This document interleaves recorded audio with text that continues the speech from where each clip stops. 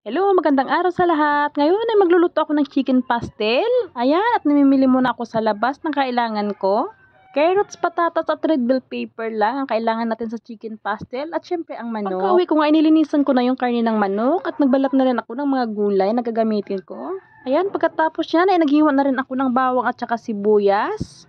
At pagkatapos niyan, nagpainit ako ng kawali at nilagyan ko ng oil para iprito yung patatas, carrots at saka red bell pepper. Pag slightly brown na siya, ihanguin ko muna at isinod ko naman yung chicken. I-fried lang natin ng sandali, maging golden brown lang siya. At pagkahaon ko nga ng manok, ay isinunod ko naman yung paggisa ng bawang at saka sibuyas. Doon ko rin po siya ginisa sa kawaling pinagamitan ko kanina.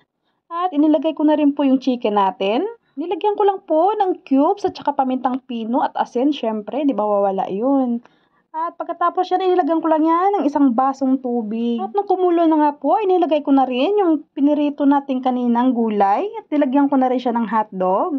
At pagkakulo niyan, inilagyan ko na rin siya ng isang latang maliit na i-buff. Ayan nga, at hinalo-halo lang hanggang sa maluto yung manok natin. At hayaan po muna natin siyang kumulo. Tatakpan ko lang po muna para ma-absorb yung lasa. Pag malapit na nga po maluto, ay nilagyan ko lang siya ng all-purpose cream.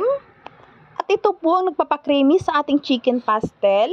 Kuluin lang po natin sandali at charan! Luto na po yung ating creamy chicken pastel. Hanggang sa muli, thank you for watching!